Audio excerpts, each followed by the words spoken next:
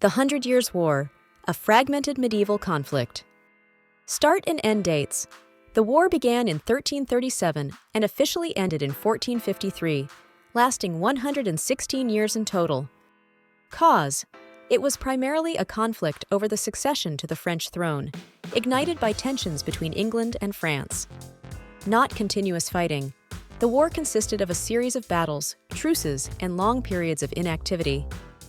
There were several ceasefires and peace treaties throughout the war, some lasting as long as 20 years.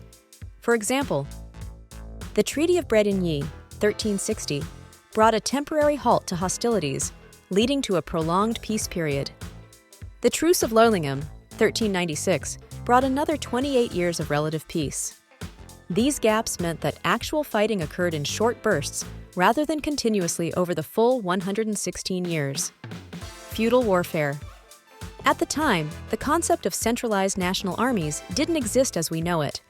Instead, armies were often composed of feudal levies who served for a limited time, for example, 40 days per year for knights. Siege tactics. Sieges were common but rarely decisive. If a siege didn't quickly succeed, it was often abandoned, leading to de facto truces. Economic and logistical constraints. Prolonged campaigns were expensive and unsustainable.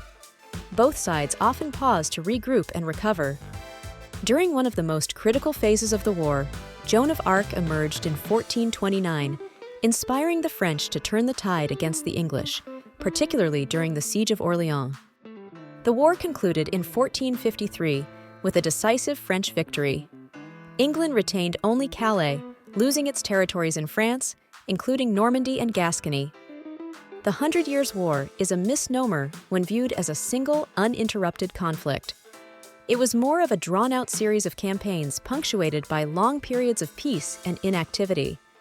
The actual years of active warfare were significantly fewer than 116,